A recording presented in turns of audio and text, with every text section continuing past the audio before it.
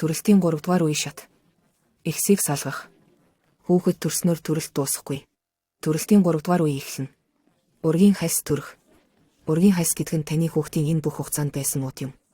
Ургийн хальс нь ихэс нэгт бүрхүүлүүд болон хүүгээс бүрдэнэ. Ургийн хальс нь ихэвчлэн хүүхэд төрснөөс хойш 5-аас 30 минутын дараа салдаг.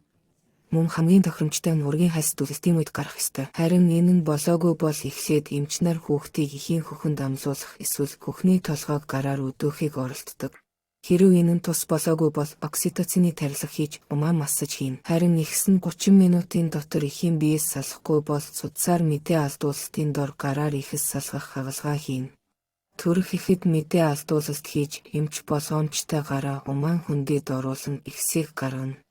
Ихсийг салгасны дараа бүх хэсгүүд бүрэн байгаа эсхийг шалгаж, бүрхүүлүүд болон хүүг үзээд гистологийн шинжилгээнд илгээнэ. Ихсийн бүх хэсэг бүрэн гарсан эсхийг шалгах нь чухал, учир нь үлдсэн тохиолдолд халдвар, өрөвслийн үйл явц болон цус алдалт үүсэх эрсдэлтэй. Төрөлтийн сүүлийн үеийн талаар мэдэх нь маш чухал, учир нь зарим эхчүүд эмч нар гэнэт хөхний толгойг нь үүдэх эсвэл гараар ихэс салгах үед байдаг.